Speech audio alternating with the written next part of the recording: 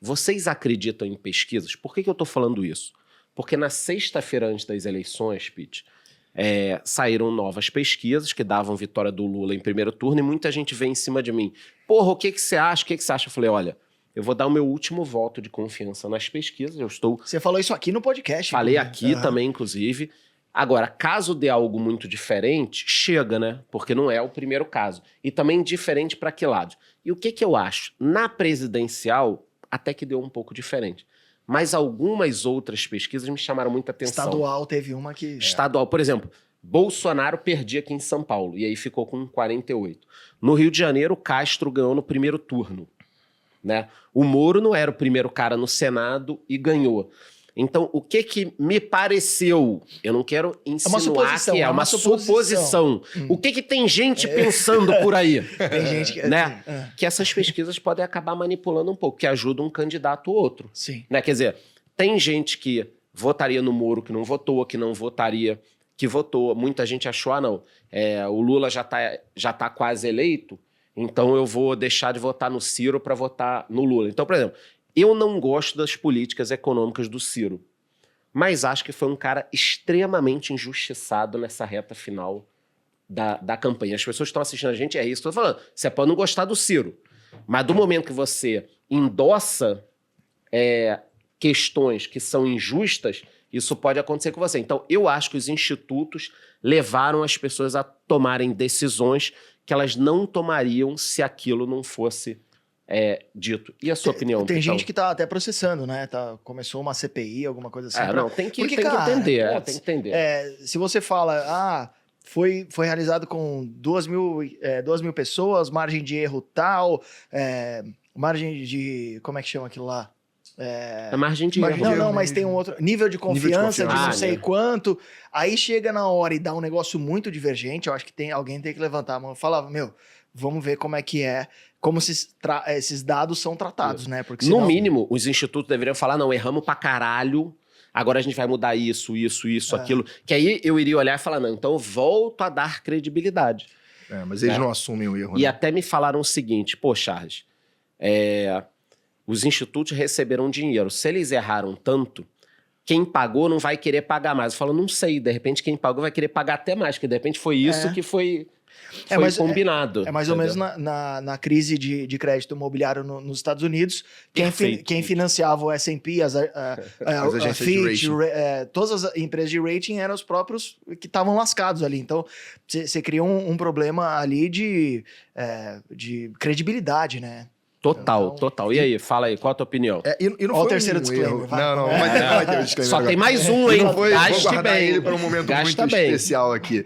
Ele, assim, é óbvio que os institutos erraram feio, né, nessa pesquisa. Eles erraram por muito, inclusive, nessas pesquisas. E não foi a primeira vez. A última eleição também teve um erro. Eu sou um cara que eu tendo a não entrar nessas discussões sobre se é viesado ou não algumas coisas, sabe? Por mais que em alguns momentos você olhe e fale, não dá pra discutir. Como você falou aí, brincadeira aí, do como o William Bonner começou a entrevista com o Lula. Né? Ali era óbvio que havia um viés por parte do apresentador. Não tem cara como... abriu falando, você é inocente, te amo, né? Pô. Não dá, né? Putz, é um cara que a gente sabe que, na verdade, que fique claro aqui, ele não foi inocentado, o processo foi reiniciado. Ele tá usando o discurso da inocência e pegou. Muita gente acredita nesse discurso, então ele foi reiniciado, e eu só vou dizer que ele é inocente se após o próximo julgamento ele for inocentado. Aí eu vou dizer ele é inocente. Nesse momento, ele é um candidato a presidente que está sofrendo um processo, né, e vai ser julgado. Então, eu costumo não tentar entrar nessa briga poxa, foi proposital ou não foi.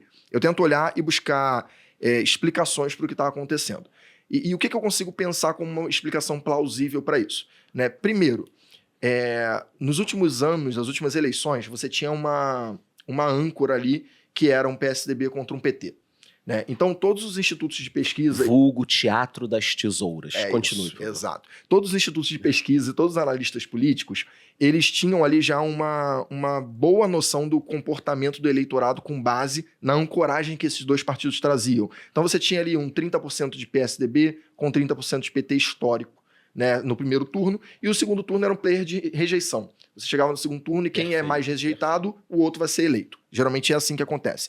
Quando você inclui um player outlier como o Bolsonaro nessa história, e um player que entra num modelo de mídias digitais que não era mapeado pelos institutos de pesquisa na última eleição lá de 2018, você tira essa variável de ancoragem da estatística e você dificulta muito a previsibilidade do que vai acontecer com aquele eleitorado, né? Então a gente teve uma eleição de fato surpreendente, Bolsonaro conseguindo ganhar a eleição ali, era um candidato completamente desprezado pela opinião pública, pelo mercado, por todo mundo, ninguém olhava o Bolsonaro como um candidato sério, e ele se elegeu. Chega nesse ano, a gente tem todos esses problemas, mas dessa vez conhecidos, não são mais desconhecidos como eram em 2018, e soma-se a isso o fato da gente não ter censo desde 2010. Pouco se falou sobre isso. Não, eu vi gente falando. Mas o censo desde 2010, gente, a população brasileira cresceu absurdos em 12 anos. Você tem uma população que provavelmente é 40 milhões de pessoas maior do que era em 2011, em 2010, em 12 anos. Então, a distribuição geográfica, a distribuição de religião, a distribuição de gênero, ela muda na população com um acréscimo de população tão relevante quanto esse. Então, assim, é muito difícil você conseguir fazer uma pesquisa se você não tentar estimar essa nova população. Porque todo método estatístico que é utilizado para fazer pesquisa, ele cria uma amostra com base numa população. Né? Você tenta pegar a população e dizer, pô, se eu tenho a população com 5 perfis de pessoas, eu tenho que ter uma amostra que tem 5 perfis de pessoas. Então, eu acho que assim, eu estou tentando acreditar, né? Gostaria muito que isso fosse verdade, porque eu gosto de acreditar no bem, que as pessoas são boas e não tem essa maldade, ainda mais num nível tão grande, porque seria algo muito sério se a gente descobrisse que os institutos de pesquisa estão sendo pagos para favorecer um candidato. Isso é algo muito complicado. Você está dizendo que está tentando manipular o país, né, nesse caso. Mas eu tendo a acreditar que, cara, talvez tenha sido mais um erro estatístico. Agora você me pergunta, você acredita? Agora eu sequer olho.